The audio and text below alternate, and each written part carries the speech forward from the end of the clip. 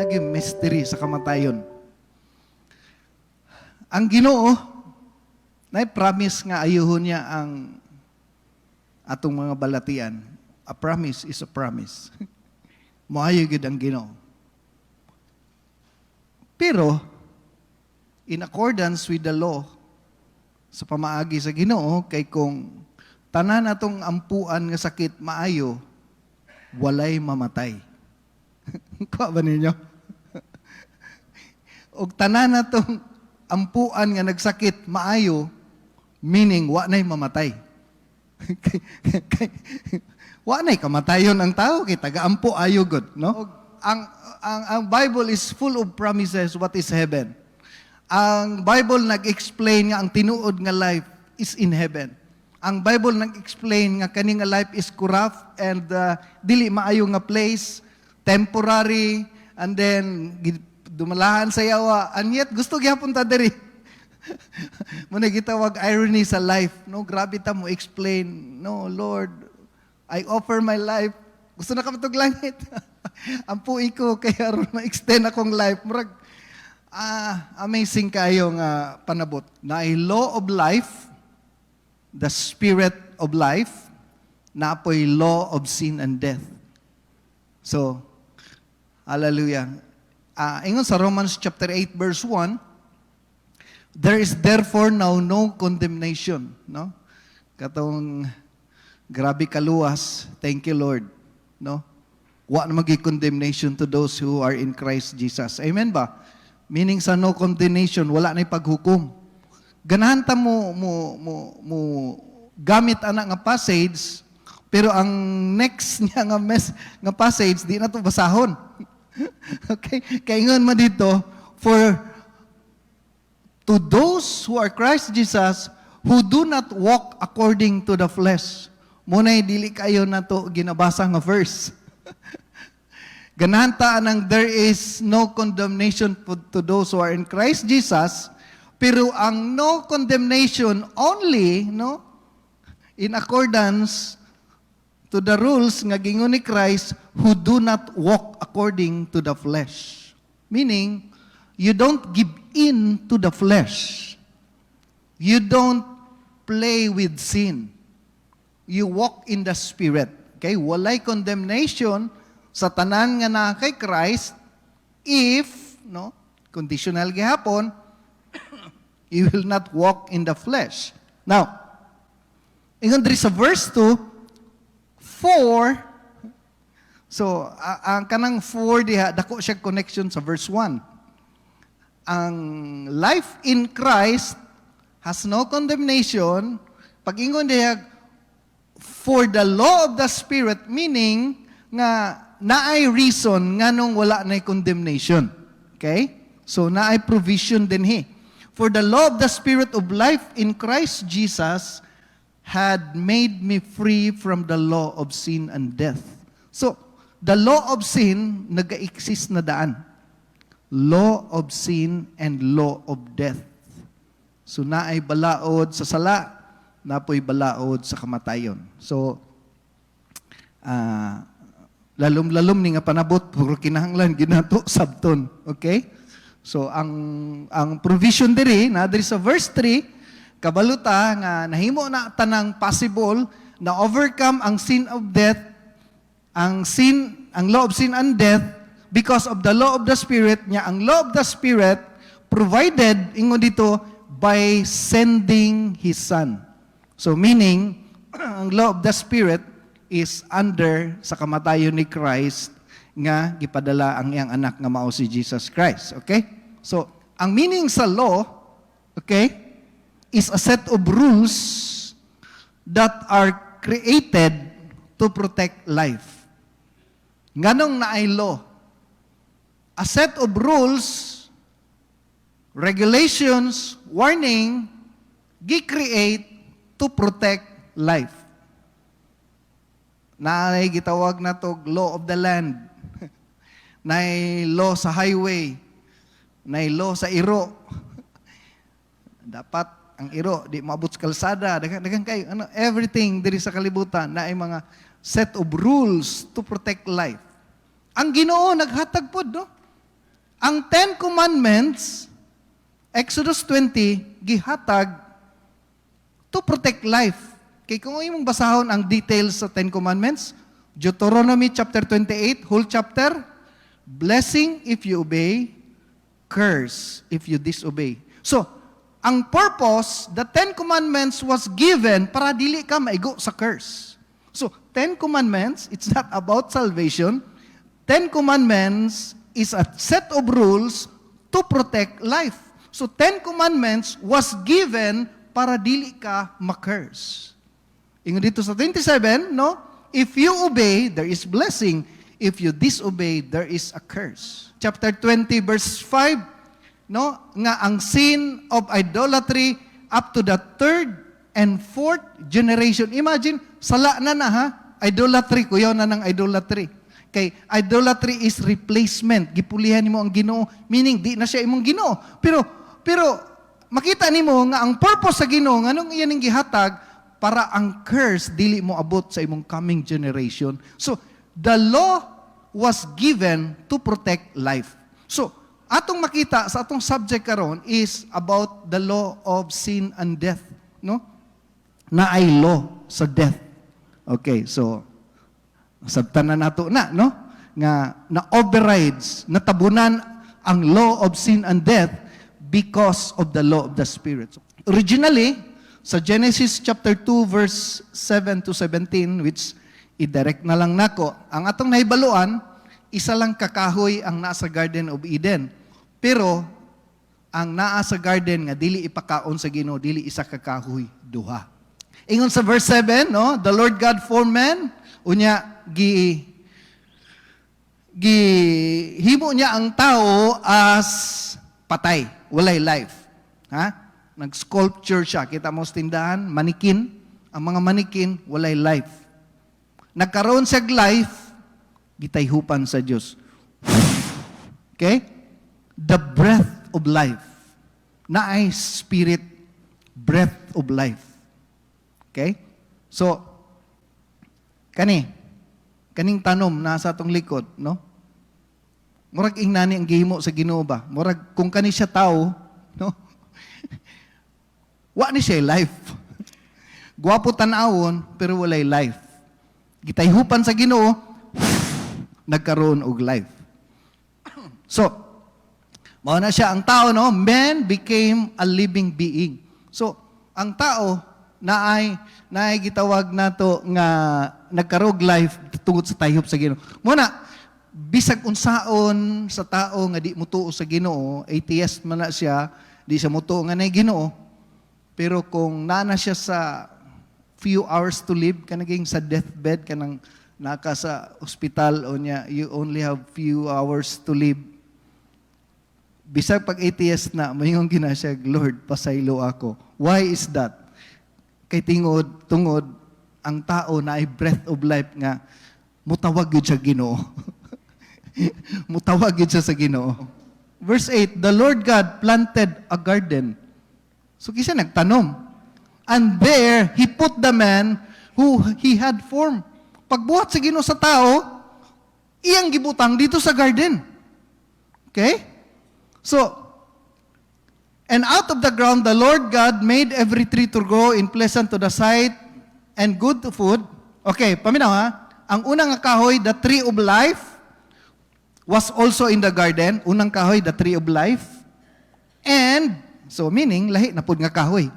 And the tree of knowledge of good and evil. So duha ka kahoy. Ha? Ang instructionan sa Ginoo, duha ka kahoy. Tree of life, the tree of knowledge of good and evil. So pag ingon sa Ginoo, tree of life, unsa may opposite sa life? Death.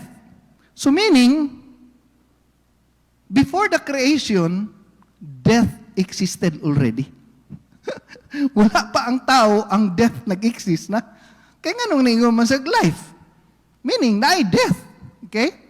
So, atong makita, no, nga dili usa lang kakahoy, duha. During sa instruction sa Ginoo, wala si iba.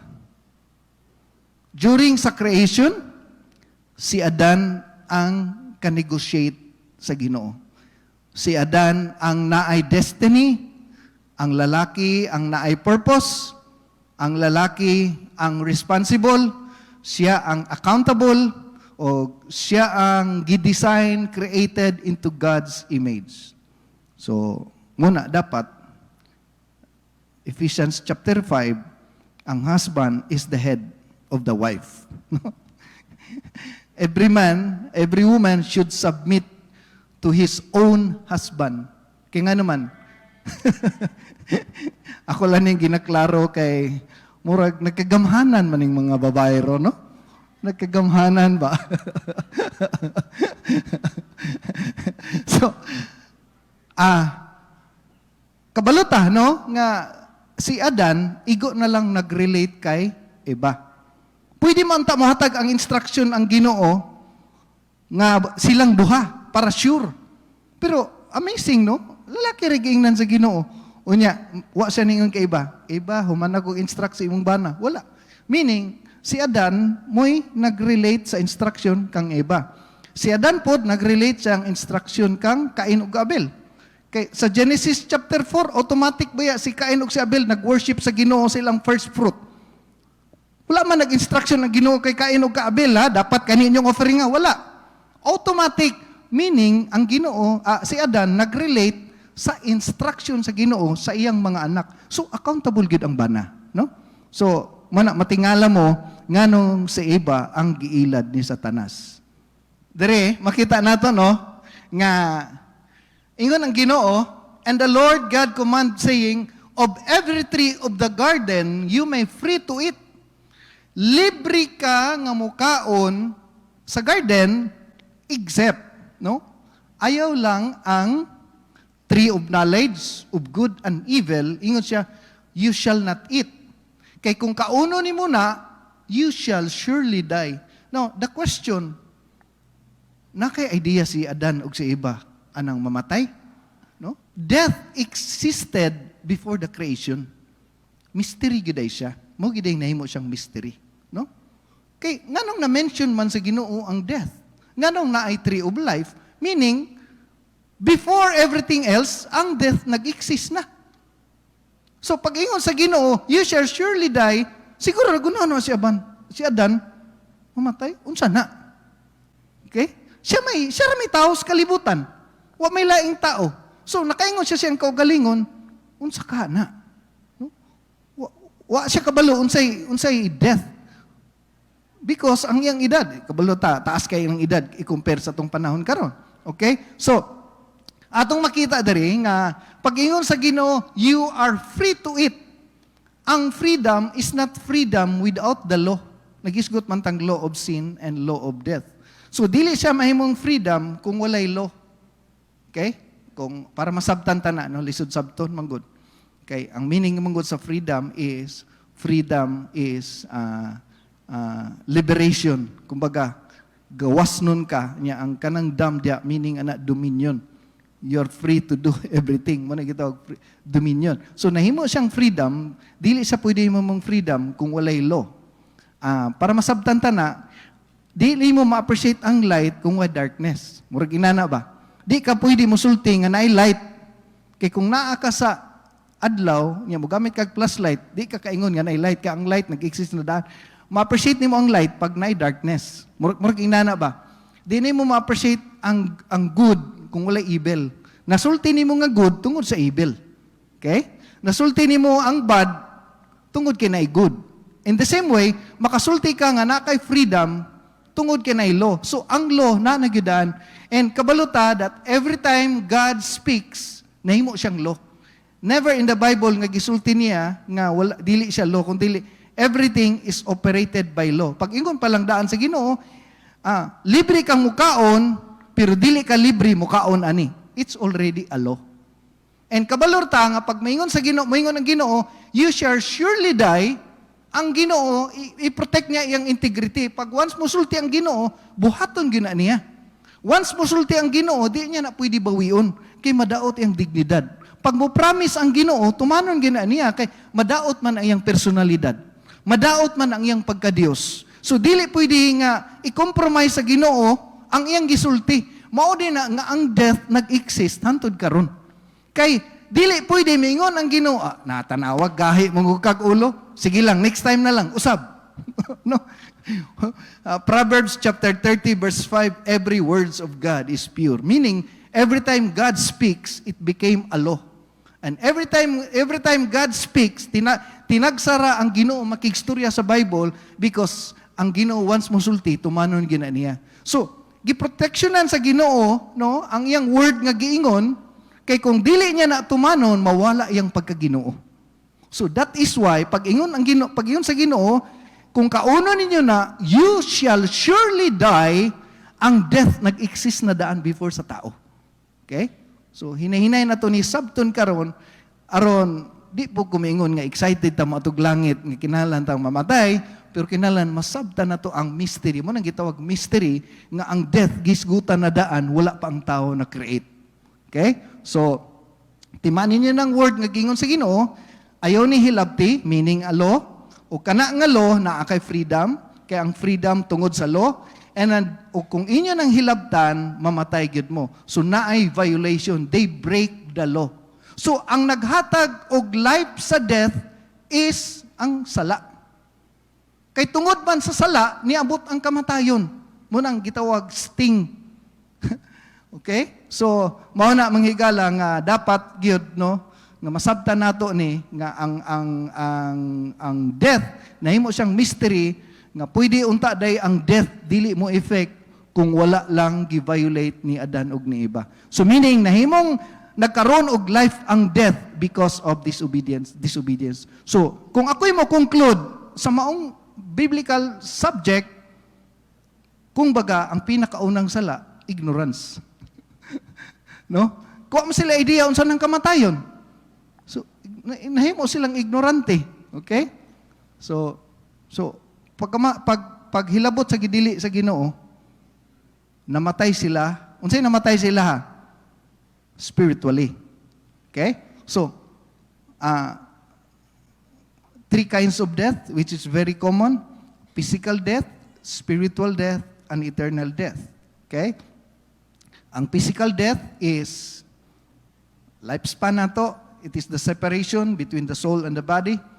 So, pwede ka manghigala nga mamatay unya, ugma, sunod adlaw, sunod tuig, di na to matagna. That is physical death.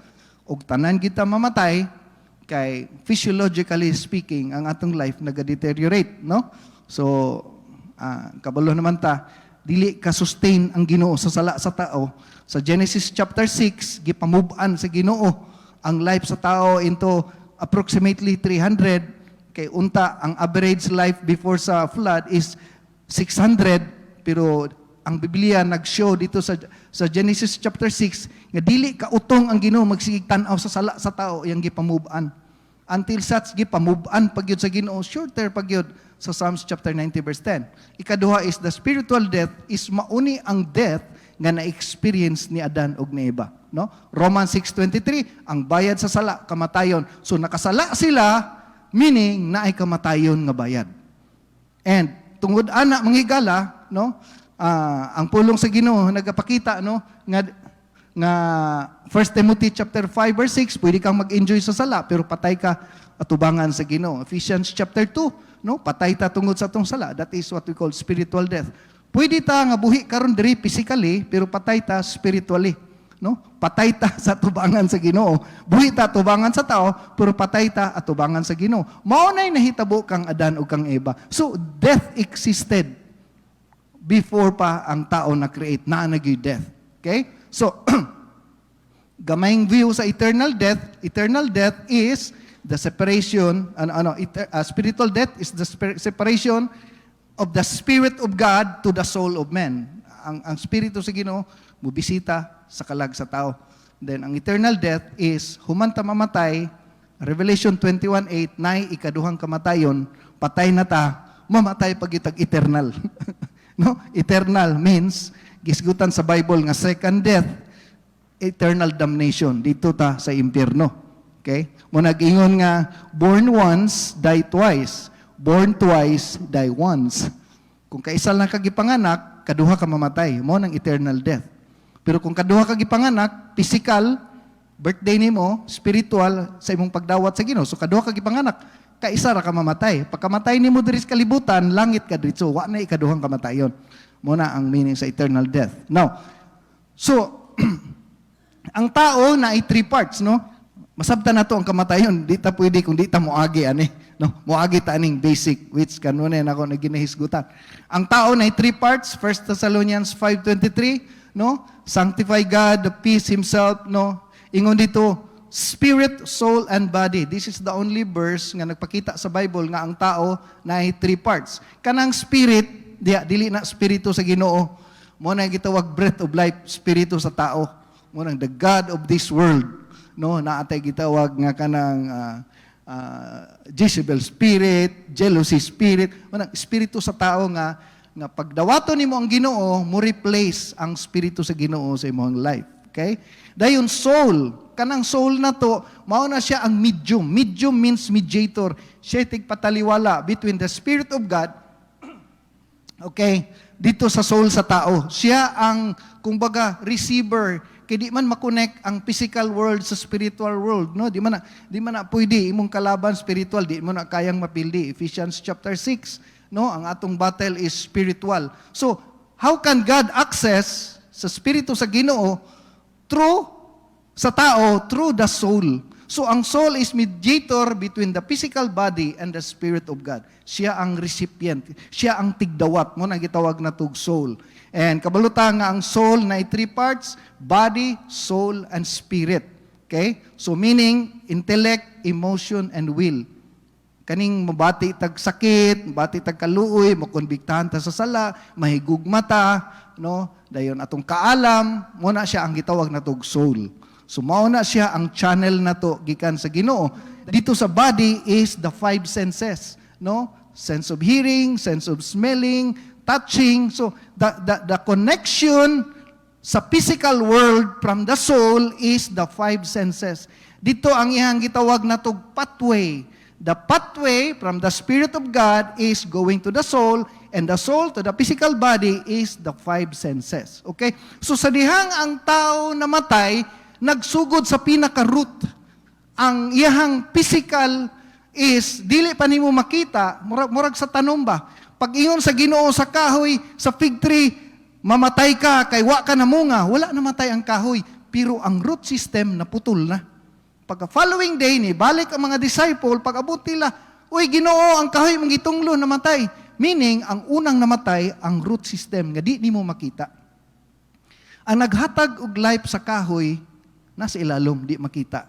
Ang naghatag og life sa tao, nasa ilalom, di mo makita. Once ang tao makasala, naputol ang root system, galakaw-lakaw ka, pero patay ka na. Muna ingon sa 1 Timothy chapter 5, no? Nga naatay gitawag na tog buhi sa mata sa tao, pero atong root system patay na, putol na. Okay? So mao na siya, no, nga dapat na tumasabtan nga sa dihang ang tao makasala, mamatay siya spiritually. Ang gihimo sa Ginoo, gipagawa sila sa Garden of Eden. Gi-expel sila. So mo ning giingon sa Ginoo. Okay? And the Lord God said, behold, the man has become like one of us. Wala, pareha na tayo sa Ginoo. No? Pagka-create sa Ginoo sa tao, He is creating another God. Muna yung pinaka-tinuod. Perfect ang tao pagka-create. Ang Ginoo nag-create og perfect man, actually, He is creating another God. No? Kaya God in His own image. God created man in His own image. No, nag-create siya God. Kaya lang, created lang, na creator. Higher gyapon ng Ginoo. Kaya ang Ginoo may creator, okay? So, ingon dito, and now lest he put his hand and take also. Pila gito kakahoy akong gingon? Duha, dili isa. Gipagawa sila unsay pinakatinuod nga reason? Kay tungod basin hilabtan na pud ang isa. Ingon man dito, lest he put out his hand and take also the tree of life. Kay kung ila tong kaunon, basin ma-immortal na ta, di wa na gyud tay. Nakuha ninyo? Tree of life man, life man.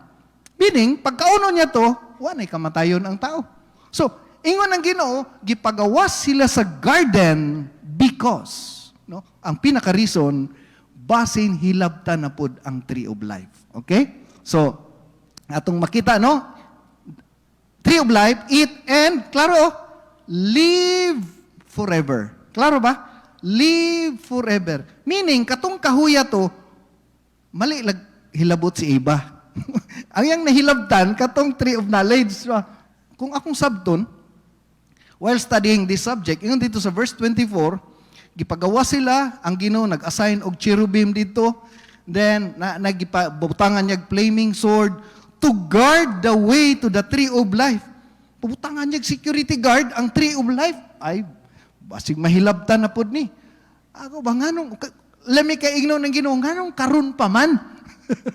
Sa una pa unta to, no? Sa una pa ta to gibantayan, no? Pero makita nato nga ang obedience ni Adan ug ni Eva is an expression of love, no?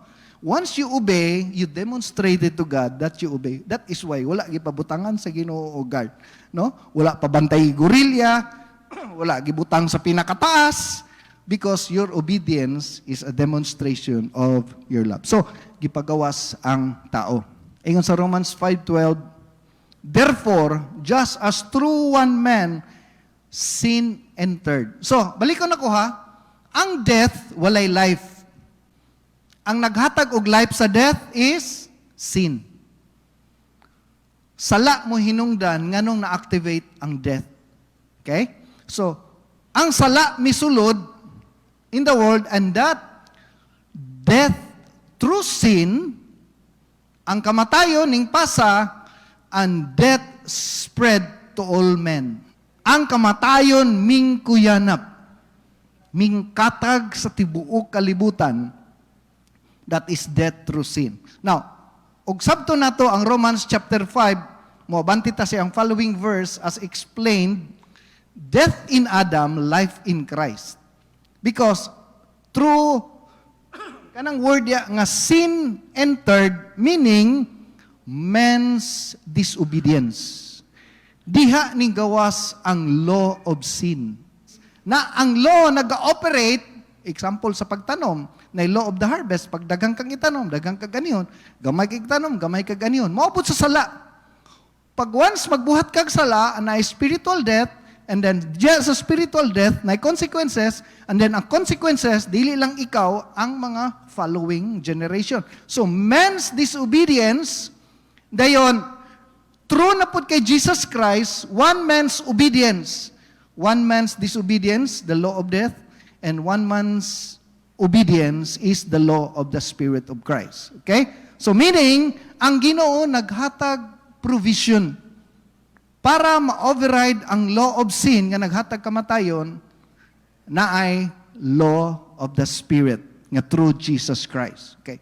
Dili na inana lang kadali, no? Ato nang sabton pagyod. Meaning karon, no, nga ang kamatayon naga-exist na gyud, kitang tanan mamatay gyud pero kinalan nato masabtan ni. So why Jesus has to die? Nganong si Christ kinahanglan man mamatay? O nganong ang tao kinahanglan mamatay? So sa spiritual world, sa spiritual sense, kuyaw kaayo ang meaning sa death.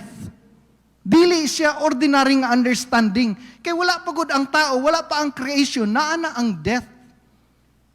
Okay? So, balikon ako, sa Genesis 2:17, God has to perform what He has said. Kaya gisulti niya, kinahanglan niya tumanon. And ang iyang death dito sa cross, nasayod ta, is for the remissions through blood cleansing. Kinahanglan na ay blood ngay paula kay diha sa death man mugawas ang blood, no? Okay? So, ang kamatayon ni Christ dili man COVID. Way dugo mugawas kung COVID, no? Ang kamatayon ni Christ is kuan gyud na gidugo ngay paula. Kay ang purpose dito kanang Resurrection Sunday, Easter Sunday, during sa gina-celebrate nato nga Biyernes Santo, is iyahang gibayran ang sala kay ang naghatag og life sa death is sala. So kung mapildi niya ang sala, ang death powerless na siya. God can say a word for forgiveness kung kinahanglan. Pwede man musulti ang Ginoo by word, pasayloon tamo tanan. Pero wala man na buhata sa Ginoo. Kinahanglan na agay mamatay. 500 million galaxies ang na-create sa Ginoo. Pero just a word lang nga karon maingon siya sa tao. Okay, gipasaylo nimo tanan. Pero nganong wala man. Kinahanglan gyud mo agi og death. Okay? Why death is the payment for sin, di ba? Romans 6:23, ang bayad sa sala kamatayon. Para mabayaran ang sala dapat nay mamatay. Kay bayad man sa sala. So ang sala dapat mabayaran, unsa ang pagbayad? Dapat nay mamatay. Okay? So ang Christianity is the only religion believes that the entrance of life is death. Ang entrance sa life magsugod sa kamatayon. Mo giniin kong irony kay kabalot ha pero way gusto mo adto diha. Ako pud oy di pud ko. Okay? So 5 major religion. Okay? Akong gitan-aw ning 5 major world religions. Dagang religions tibuok kalibutan ha. Pero kung imong sabton sa tanang religion, ang Judaism, okay? Actually akong gi-search ni siyang Judaism. Canaanite religion din siya, nagsugod sa Babylon. Ang mga Canaanites mo, actually, their faith is based daw kay Abraham. Okay? Pero this is a Canaanite religion. Ang Hinduism, si Mahavishnu ang founder. Ang Buddhism, si Buddha. Sa Islam, si Muhammad. Pero ang Christianity lang, ang founder, nga willing to die no, sa iyang mga follower. Okay? Kaning mga the rest of the religion, wala namatay para sa ilang follower. Christianity lang ang willing to die for their follower. Why is that? Meaning, ang death, dako kay ni siya o kaning significance, dako kay ni siya role sa tao. Kay, imagine sa Christianity, ang founder si Jesus Christ, kinahanglan mamatay as payment. Kay namong ko tayo gitawagod nga sin consciousness. Kanang sin consciousness, kitang tanan, bisag dili good Christian, na ay sin consciousness. Pagpatay ni Cain kay Abel, yun sa niya pagkabalo nga mali ang gibuhat, kay na ay sin consciousness. Kaya bang, kabalo na dyan kang saladaan, no? Pag makapatay ka, makasumbag ka, tanan na yung gibuhat, bisag wa ka kabasag Bible, ang tao na ay sin consciousness. Pero, other religion is you have to work para mapitaw na magpinitin siya kay ang imuhang mabati is only a chemical sa imong brain as a reward nga, ay salamat nakapinitin siya nako, ay salamat nakapuhasan nako, ay salamat nakadonate nako og simbahan, siguro ang Ginoo maluoy na ato. So you are to work, you have to work for your salvation. Pero sa Christianity, ang imong sin consciousness, kung basahon imong Hebrews chapter 10, ang blood is atonement substitute. Siya ang ni-cover. The work of Christ para mo erase sa imong sin consciousness. Nakuha ba na to? Amen. Lalom siya, no? Pero ang death ni Christ is, makita na to cleanse sa gitawag na to sin consciousness. Another view, John chapter 12 verse 24. Okay? Word ni Christ, ha? Isa ni sa kong paborito nga verse. Ingon diri, no? The hour has come that the Son of Man should be glorified. Gipredict na ni Christ na few hours na lang, ilansang na siya. So, intentional. Ang iyang kamatayon is dili suicidal, no? Dili situational, intentional. Siya mismo willing muhatag sa iyang life para manghigala payment. So, dako gyud significance ang death. Okay? Most assuredly, gi-connect dayon niya, I say unto you, unless, makita ninyo, unsa ka valuable ang death in the kingdom of God. But if it dies, kaya ang liso, di na mo tubo o dili na mamatay. Ang liso, kinahanglan patay, ay siya mohatag og life. Pag sulay og buhi, tanom og buhi nga liso, di gina mubunga. Kinahanglan ang lubik nga malahing usa para ma-create og life. Daghang kaayog baligya nga liso dito sa mga counter sa mga mall, nga kung imo nang tan-awon, pila na ka years diha nakapak. Ang uban, pila pa na ka years, dapat guna ibulad, dapat mamatay siya under the heat of the sun before siya mo create og life. Pero masabtan nimo ang principle originally from the kingdom of God that God understand the power of death because death is the entrance of life. Death is the beginning of life. Okay? Muna ingon sa Ginoo, no? Precious in the sight of the Lord is the death. Imagine, precious sa mata sa Ginoo ang death. Sa tuwa. In the natural sense, death is the end. But in the spiritual sense, death is the beginning.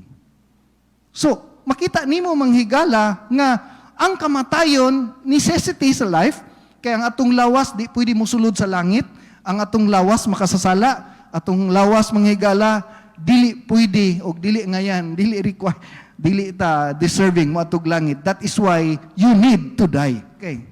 Now, atong lantawon ni ron sting of death. Okay, nagisgot man tag death, ingon diri, no? The sting of death is sin. And the strength of sin is the law. Kung walay law, walay sin. Okay? Bawal pumasok. Kung walay bawal pumasok, musulod ka, you are free. Pero kaya may nakasulat bawal pumasok, ning sulod ka, then you violate the law. So, ang strength sa sin is law. Ang strength sa death is sin. So, kay ang ngipon, no, sa buyog pa na, sting ba, katong iyang tunok ba? Ang ngipon sa kamatayon, sala man, gipakamatyan ni Christ. Namatay siya para ang atong sala, atonement, no, replacement, innocent ang hayop, walay sala ang baka, walay sala ang kalapati, walay sala ang karniro, pero kinalasang patyon as replacement. Siya mo claim, siya mo angkon nga ako nalay patya. Ang karniro, ang hayop mingon ako nalay patya. So, gihimo sa Ginoo atonement, namatay siya para matanggal ang sting of death. Sabtan ninyo? Ang gahom sa kamatayon, di na mo effect. Mura sa buyog, galupad-lupad, nga wala na tunok. Okay? So, ang strength sa sin is in the law. So, kaning law diri nga gisgutan na to, mo na atong subject nga isgutan karon. Ug, padayon ta next meeting kay Murag. Palakpakan na to atong buhi nga Dios. No? So,